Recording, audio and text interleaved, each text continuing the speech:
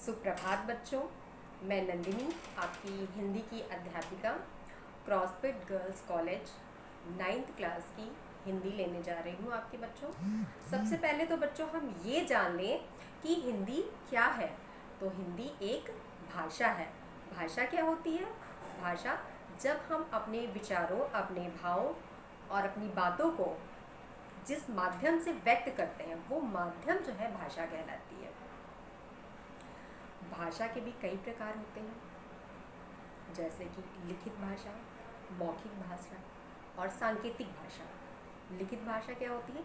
जब हम भाषा को लिखते हैं तो लिखने में लिपि का प्रयोग किया जाता है। तो हमारी जो लिपि है, हिंदी भाषा की जो लिपि है वो देवनागरी लिपि है। उसी के बाद दूसरा जो भाग आता है वो है आपका मौखिक। मौखिक क्या होता है? जब हम बोलते हैं, बात करते हैं, एक दूसरे से अपने विचारों को व्यक्त करते हैं, वो हमारी मौखिक, कथित या ध्वन्यात्मक भाषा कहलाती है। ध्वन्यात्मक क्यों कहलाती है? क्योंकि जब हम बोलते हैं हमारे मुख से आवाज़ निकलती है, हमारे गले से आवाज़ निकलती है, ध्वनि निकलती है। तो इसलिए ही मौखिक भाषा जो है, मौखिक, उसको ध्वन्यात्मक भी कहते हैं। दूसरी है सांकेतिक भाषा। सांकेतिक भाषा क्यों कही जाती है? क्योंकि हम जब अपनी बातों को संकेत के माध्यम से व्यक्त करते हैं, जब हम संकेत करके अपनी बातों को दूसरों को बताते हैं, जैसे कि मूक बधिर, इनकी भाषा देखिए, आपने देखा होगा कि संकेत के माध्यम से ये अपनी बातों को व्यक्त करते हैं, तो सांकेतिक भाषा कहलाती है। हमारी जो हिंदी भाषा है इसकी कई सारी उपबोलियाँ हैं, जैसे कि भोजपुरी, अवधी, ब्रज, मागधी और बहुत सारी इसकी उपबोलियाँ हैं। इसके अतिरिक्त भी बहुत सारी इसकी उपबोलियाँ हैं। और जो भाषा होता है उसका एक साहित्य भी होता है। साहित्य क्या है? जो कुछ भी हमें लिखित या अलिखित सामग्री प्राप्त होती है हमारी भाषा में, वो हमारा साहित्य कहलाती है। हमारा साहित्य क्या है? क्या है ये लिखित अलिखित सामग्री? जो लिखित सामग्री है वो हमारे धर्मशास्त्र हैं, पुराण हैं और काव्य हैं, कविताएं हैं, कहानी, नाटक, उपन्यास, संस्मरण, जीवनी, आत्मकथा, ये सारी जो हमें लिखित रूप से हमें प्राप्त है। और जो अलिखित अर्थात जो लिखी नहीं गई हैं, जो लोकगीत, लोक कथाओं के माध्यम से हम अपने पूर्वजों से, अपने दादी नानी से जो कहानियाँ, पहेलियाँ आदि सुनते आ रहे हैं, वो जो कहीं लिखी नहीं गई हैं, ये अलिखित रूप में हमें प्राप्त है। तो हमारी जो साहित्य है वो लिखित अलिखित रूप में जो भी सामग्री हमें प्राप्त हुई है वो हमारी हिंदी भाषा का साहित्य है। तो विद्वानों ने हिंदी साहित्य को भी दो भागों में बांटा है। एक है आपका हिंदी गद्य साहित्य और एक है आपका हिंदी पद्य साहित्य। गद्य साहित्य क्या है बच्चों? गद्य को आप समझिए कि गद्य को हम गा नहीं सकते, जो पद्य होता है उसको हम गा सकते हैं। तो इसका मतलब ये हुआ कि जो पद्य साहित्य का इतिहास है, अर्थात जो पद्य है वो काव्य है, कविता है, और जो गद्य है वो हम उसको गा नहीं सकते। तो अर्थात जो कहानी, नाटक, उपन्यास, ये जो गद्य की विधाएं हैं, गद्य के प्रकार हैं, ये सब गद्य का भाग है।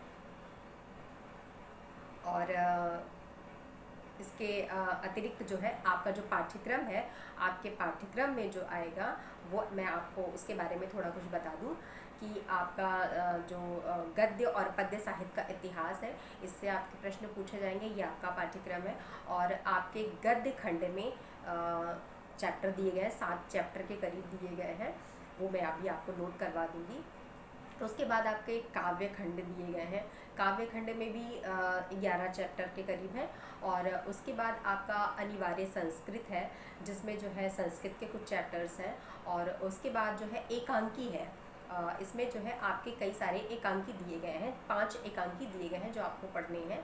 और उसके बाद जो आपका हिंदी और संस्कृत का व्याकरण आपको पढ़ना है और पत्र लेखन पढ़ना है। इसके अलावा जो है आपको आंतरिक मूल्यांकन के बारे में भी कुछ बताया जाएगा और उसकी परीक्षा ली जाएगी। जो आपका पूरा पाठ्यक्रम होगा वो 100 नंबर का होता है, जिसमें से 70 नंबर का आपकी जो मैंने सारी पुस्तकें बताई इनमें से आपके क्वेश्चंस, प्रश्न पूछे जाएंगे। बाकी जो 30 नंबर का प्रश्न होता है आंतरिक मूल्यांकन, जो मैंने आपको बताया बच्चों, वह आंतरिक मूल्यांकन से आपका पूछा जाएगा। तो ये तो रहा आपका हिंदी के बारे में।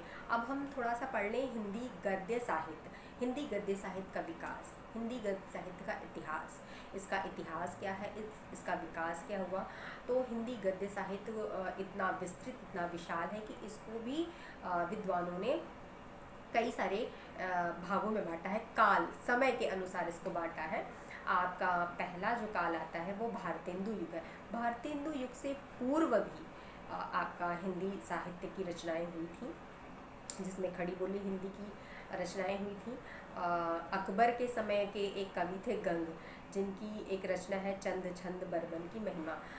इसको कहा जाता है ये हिंदी खड़ी बोली का पहला जो है ग्रंथ है।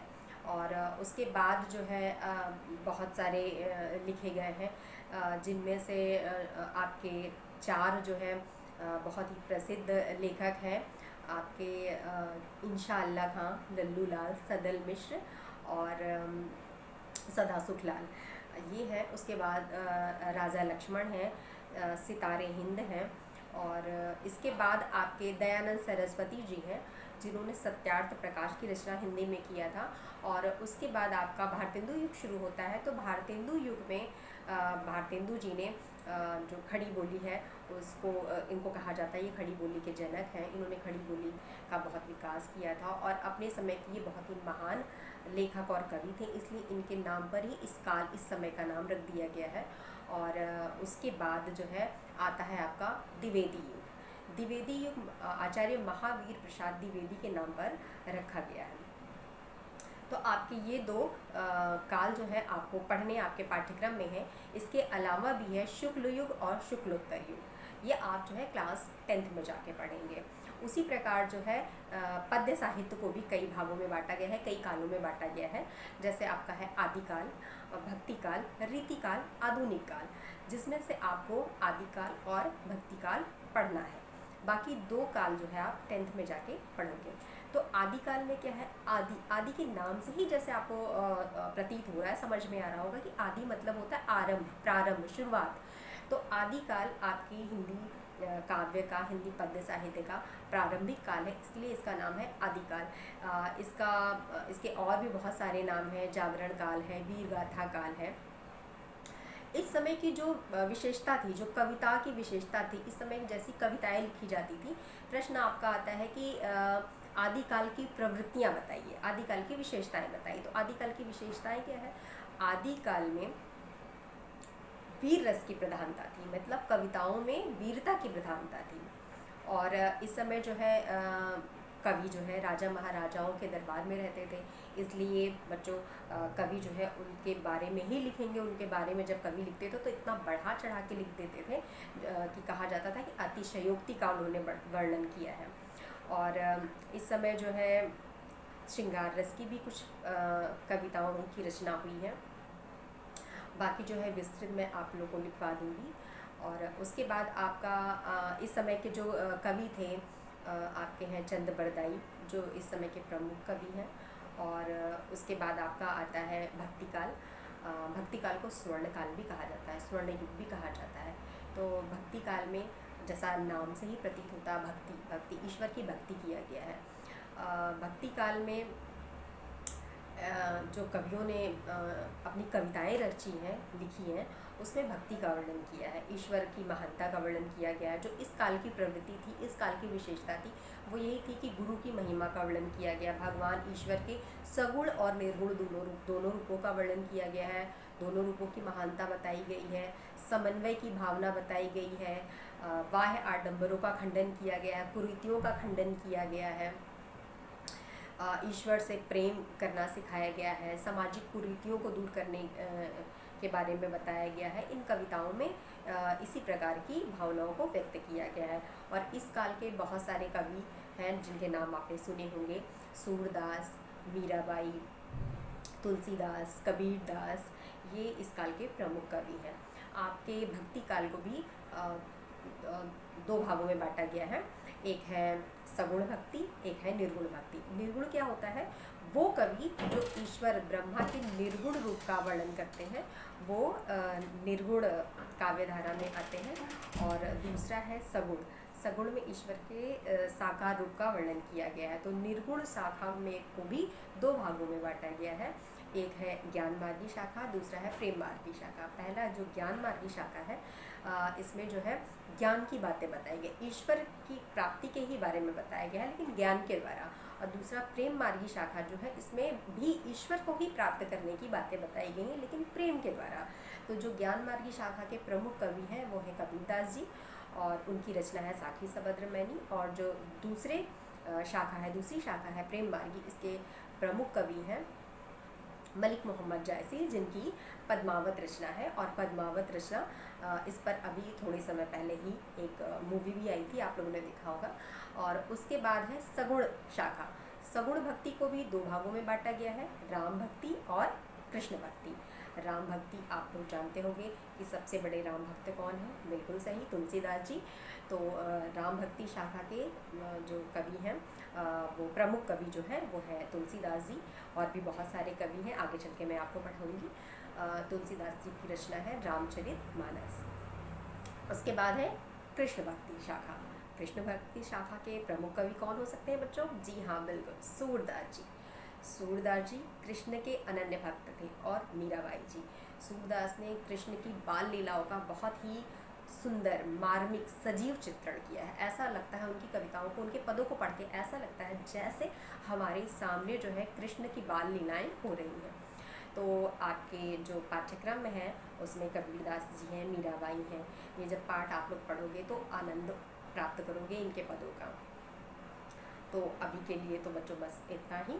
अगली क्लास में मैं आपको आपके चैप्टर्स के बारे में बताऊंगी, और फिर अगली क्लास में मैं आपके चैप्टर भी शुरू करूंगी, पढ़ाना शुरू करूंगी। तो बच्चों, इसके लिए आप लोग अपनी उत्तर पुस्तिका, नोटबुक, कॉपी बना लीजिए, और उसमें जो भी कुछ मैं बताती जा रही हूँ, जो भी आपको समझा रही हूँ, बता रही हूँ, आप उसमें नोट करते जाइए, लिखते जाइए। और जब भी आपको कोई समस्या हो, कोई प्रश्न समझ में ना आ रहा हो, या कहीं भी कोई कठिनाई आपको लग रही हो, तो आप जो है अपने कॉलेज के नंबर पे आप मुझे मैसेज कर सकते हैं, और मुझे आपका मैसेज मिलेगा, मैं आपके क्वेश्चन का आंसर आपको बता दूँगी। ओके बच्चों, तो कल की क्लास में हम फिर मिलते हैं। तब तक के लिए बच्चों स्वस्थ रहिए, सुखी रहिए।